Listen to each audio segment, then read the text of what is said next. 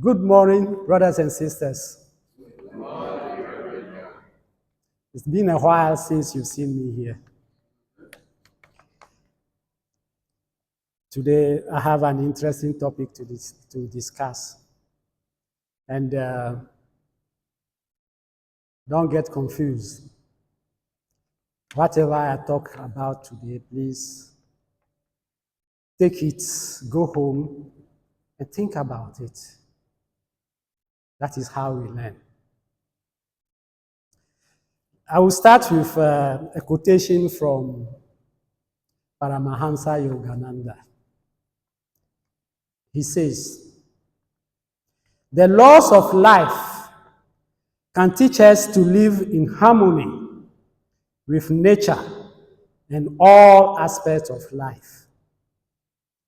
When we know what the laws are and conduct ourselves in accord with them, we experience lasting happiness, good health, and perfect harmony."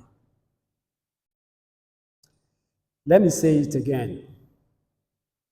The laws of life can teach us to live in harmony with nature and all aspects of life. When we know what the laws are and conduct ourselves in accord with them, we experience lasting harmony, good health, and perfect harmony. There's another quotation that I want to take from Roy.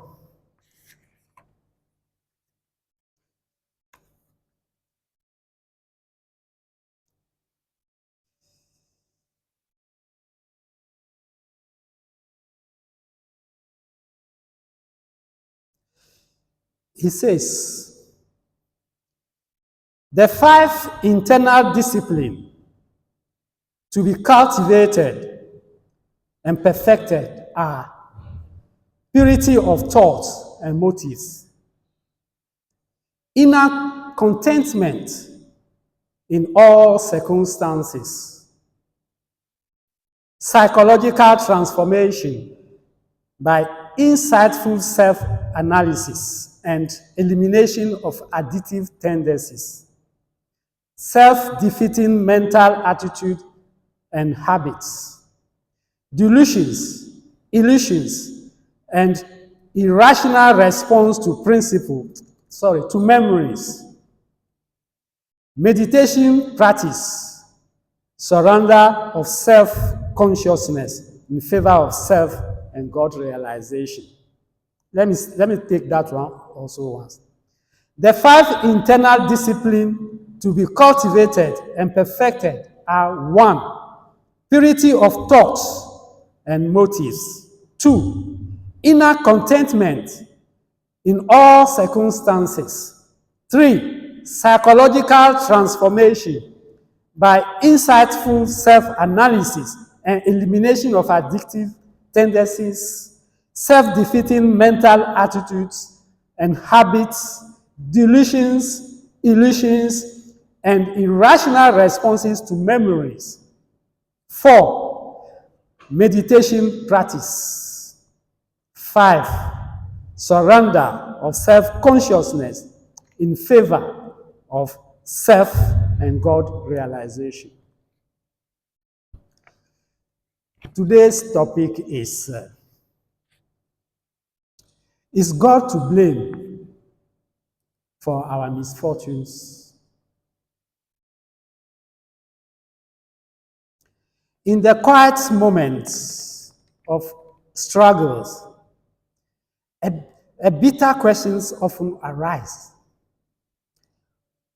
Why do the wicked prosper while the faithful suffer? We watch those who disregard spiritual values flourish in opulence, while churchgoers, in quotes, toil in lack. This contradiction often leads to resentments doubt, and a shaken faith. We blame God for being unfair, yet we rarely pause to question the lens through which we view the divine. When reality contradicts our belief, we blame instead of questioning our belief. Why do we not question our belief? The simple answer is that we feel guilty doing so. We may feel this way, perhaps, because of what we have been told of God. We have been taught to expect miracles without we ourselves creating conducive environment for their occurrence. We have been taught to accept our current abysmal state in exchange of a better state after death. So much misconceptions, so much misinformation or complete ignorance about the nature of God has led us to question our very existence.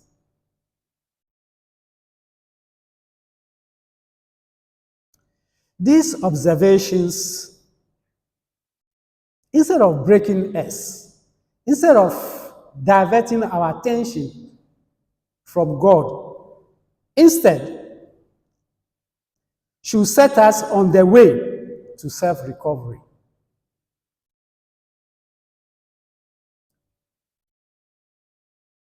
The problem is not God. The problem is our understanding of God, of what God is.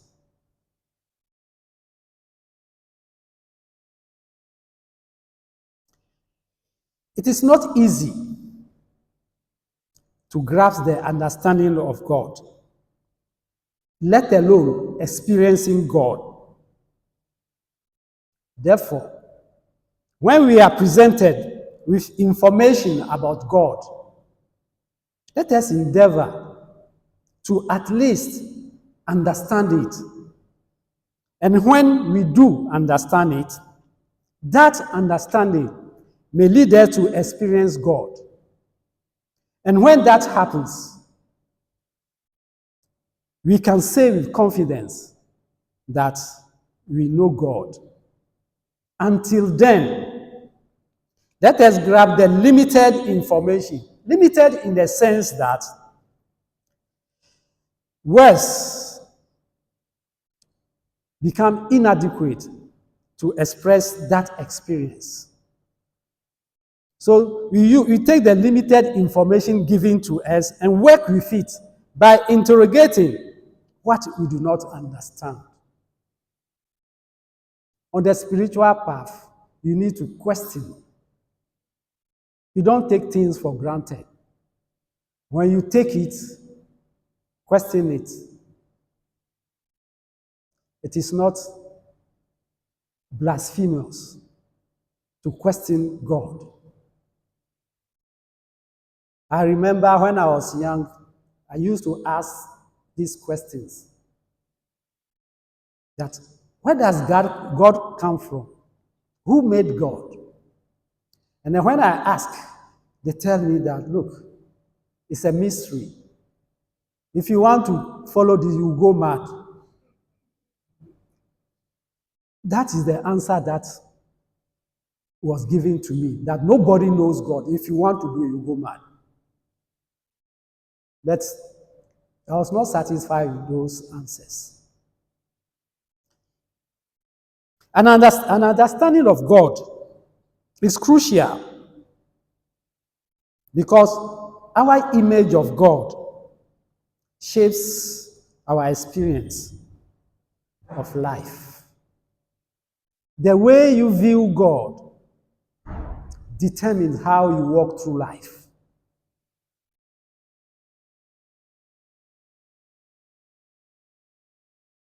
We have been told that God is somewhere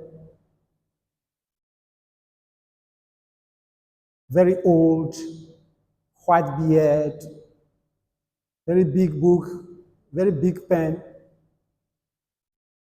eagle eye, watching every action of man, and is writing it down. When you die, he will bring you to book and judge you. That is the image we have of God. But God is not a person like you and me, or a monarch somewhere, punishing A here and the rewarding B there. This concept of God ascribe human characteristic to God. This image makes God unfair and myopic. It makes believers feel so much frustrated. God is so much more than what we have been told.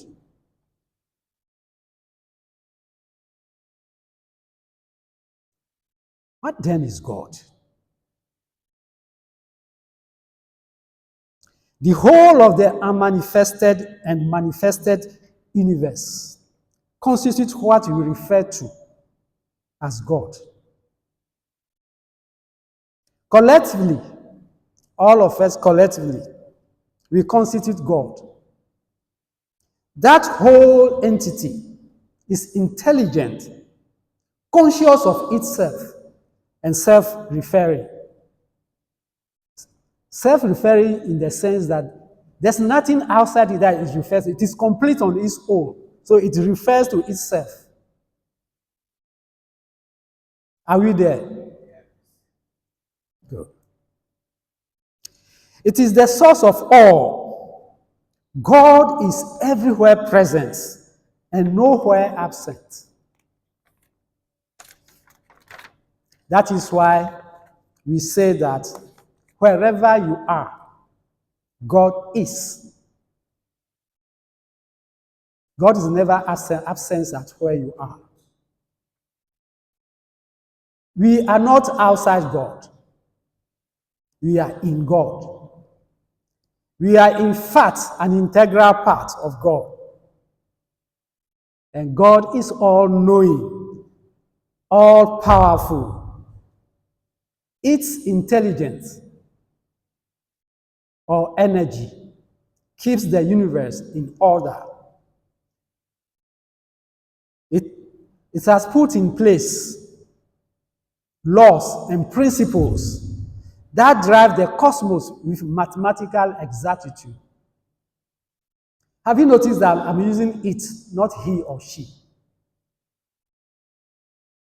Immediately I say he, I'm referring to God as a human being. If I say she, still I'm referring to it as a human being. These laws or forces are impersonal, impartial. They do not respect religion, title, or status. When we align or misalign with these laws, we experience the results that comes with it. No matter what your status is, you jump from a story building, and see if you will not fall. Gravity will not say you are the king or you are the richest person, so you will not fall. You will fall because that is the nature of gravity. That is the law. That is the force.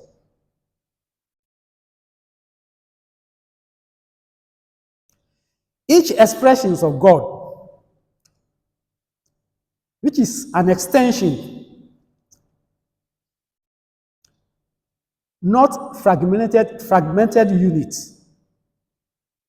of God, is imbued with the capability of the whole, the source, or the Father, as some people may refer to it. And that oneness or link with the source can never be disconnected. Human beings, having the most advanced nervous system due to evolution, have a very high intelligence. And just like the source or the Father, has also a free will of action, which in fact is a blessing and at the same time a curse or a burden. The free will we talk about can be a blessing and it can be a curse unto us. Human beings can decide to follow the laws or ignore them. This freedom of choice allows growth, creativity, and wisdom. Free will is power, but power comes with responsibility. Any action taken comes with a repercussion which could be painful or joyous.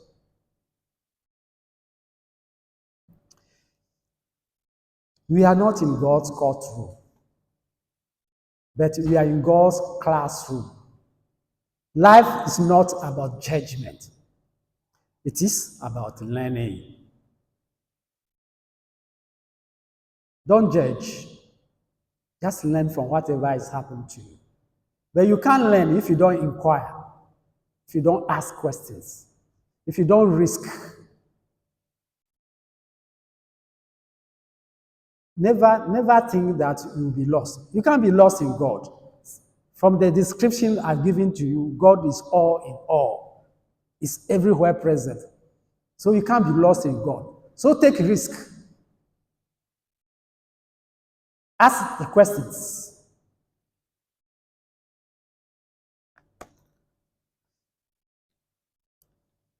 These painful or joyous experiences are imprinted onto the individual consciousness. These imprints over the eons constitute the personality of who we are today. These inputs impel us to act in the way that define our belief, our habits, and character. Simply put, our past shape our present behaviors. The past defines who you are today. I said earlier that this imprint on our consciousness, they only impel us. They don't force us. They impel us. That is, it comes unconsciously to us. But I've already said earlier that we have choices. We can decide things for ourselves. So we can decide to follow that unconscious action or sit back and examine our action before we take it. Today, I don't want to use words like karma, niyamas, yamas, yoga. No. I want to use words that we can understand. Okay. So, today, if we don't feel our link or connection to the source, it does not mean that the source has broken its link with us. When I mention the source, I'm talking of God, the whole. The link is always there. Our wrong actions have clouded our perception. So you have forgotten who we actually are. We have shielded ourselves from the whole. It is like a bottle filled with seawater or ocean water, closed and put back into the ocean. The ocean is God. The water in the ocean is us. Every characteristic of the whole ocean is in that water in the bottle. But because you are encased in the bottle, you feel alone, separated, and apart from the whole. All that is needed is just to uncork the bottle, and you can feel the strength of the whole ocean backing you in anything that you do.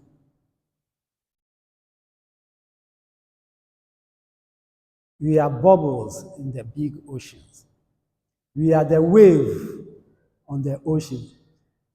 When the force of the ocean pushes the wave up, the wave looks up, experiences a whole lot of things and fall back. So are we as expressions of God.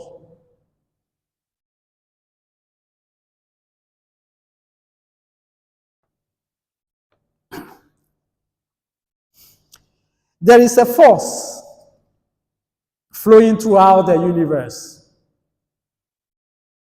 You may call it grace or benevolence of God.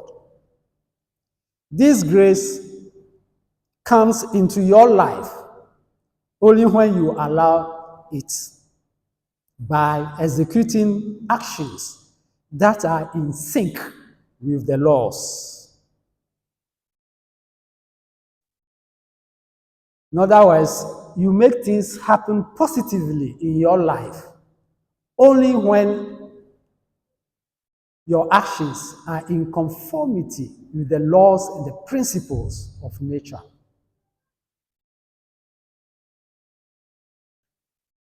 God doesn't reward anybody, and He doesn't punish also. We only reap what we sow. We experience whatever comes out of our action as pain or joy.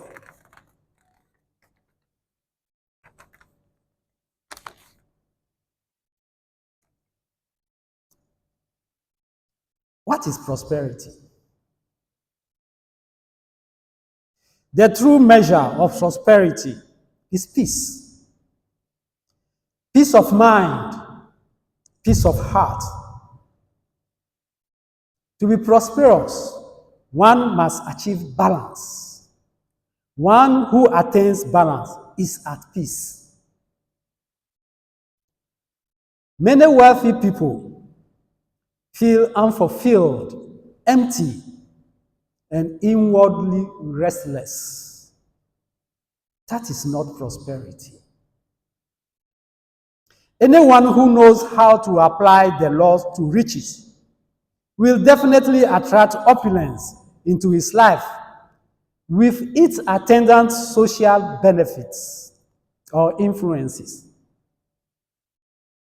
no matter the level of his spiritual attainment. Once you know the law to create riches, riches will come to you. You enjoy the social life associated with riches, the privileges, the influences. That is why we can say that the so-called wicked will be successful, exhibiting so much opulence, while the so-called pious is wallowing in poverty, just because the pious doesn't know how to apply the laws. Learn the laws and apply it, and stop blaming God. To create wealth for example, or money, you need to apply some principles like discipline, strategy, consistency, and vision. If you apply these things, whether you are a believer or not, he will make your money.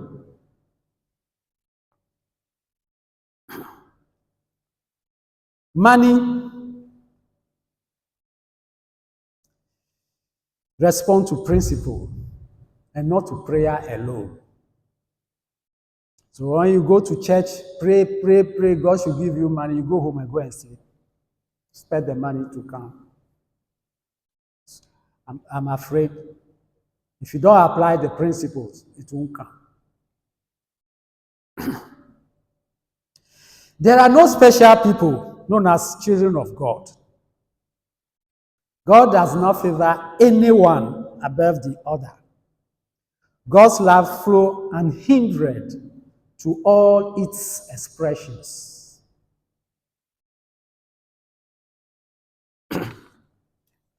I always say that the story of the prodigal son is our story. Most of us, like the prodigal son, have distanced ourselves from the Father, the source.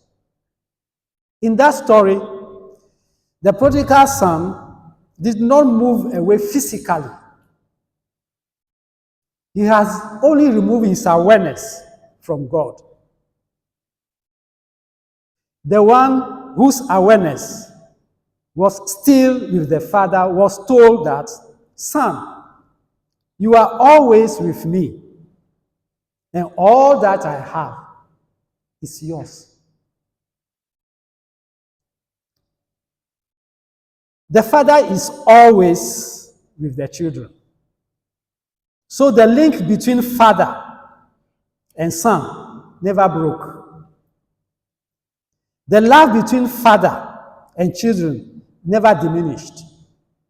Even though the prodigal son felt separated and apart, that separation is only in his mind.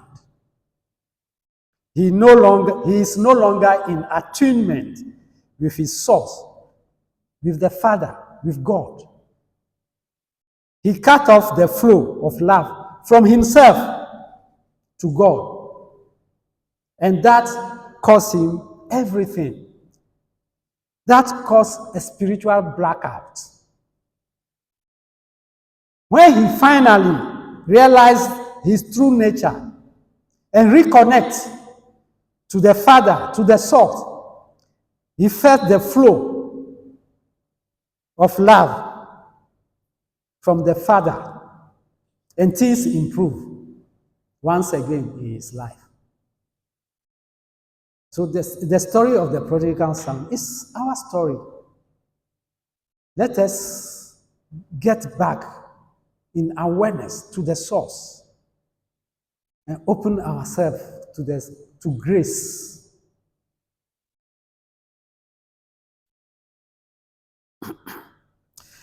The fact that you apply the law to make money does not make you prosperous.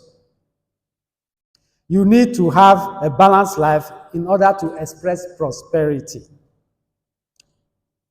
Remember that money may buy you some comfort, but not contentment.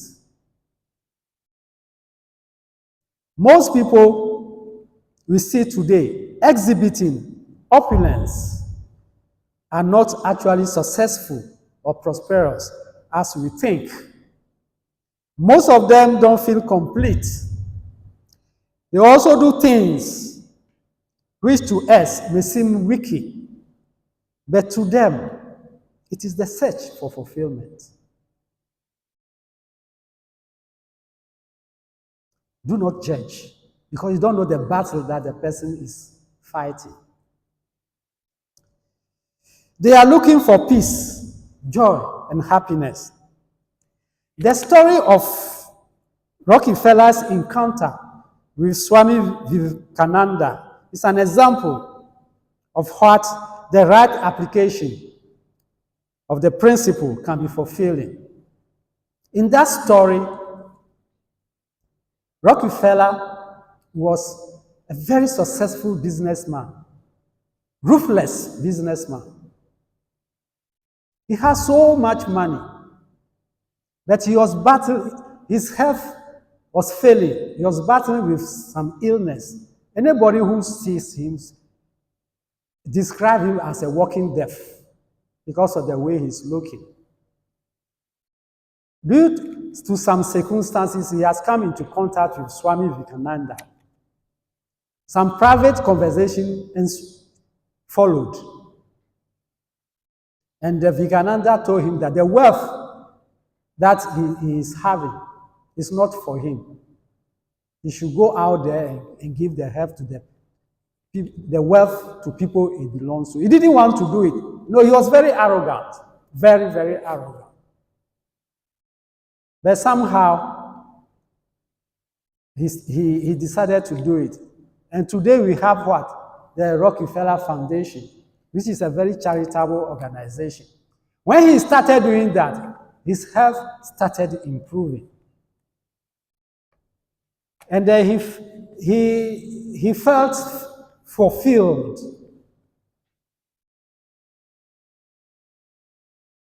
He was making the money, but he was not fulfilled. His health was not good. But when he started sharing, he became very, very healthy. Okay. We do not need to have excessive properties to be prosperous. Excessive accumulation is as a result of a mentality of shortage and greed and insecurity. To be prosperous is to have all your need met at the point of need. To achieve this, you need to be open to grace, which is abundantly flowing. Seek ye first the kingdom of God and its righteousness, and all these shall be added unto thee. Restore your link to the source, and you will experience true prosperity. Just diligently apply the following principles which we teach here. We have, number 1, the 5 observances. These are meant to create harmony with the world, with the outside world. Then we have the 5 restraints. These are meant to create harmony within ourselves. Then the next one is meditation. This takes care of subtle and latent impressions in our consciousness, impressions which are yet to manifest.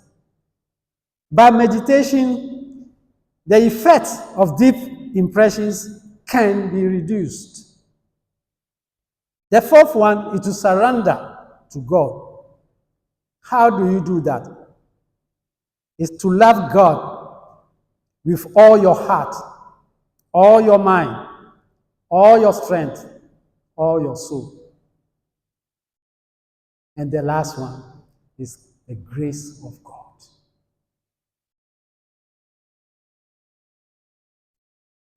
When you want to learn this, come here on Tuesdays and Thursdays in the afternoon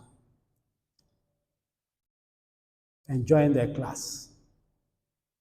We will teach you this. I want us to know that God is not the problem. Ignorance is the problem. God does not punish. God does not favor.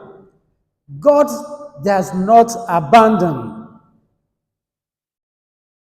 I want you to know that peace is the highest form of prosperity. Therefore, seek peace, not opulence. Observe the laws. Apply the principles. This will align you to the flow of grace. You have the choice. The choice is your power. And power comes with responsibility. Thou art the maker of thy lot. Take right action and stop blaming God for your shortfalls. God bless you.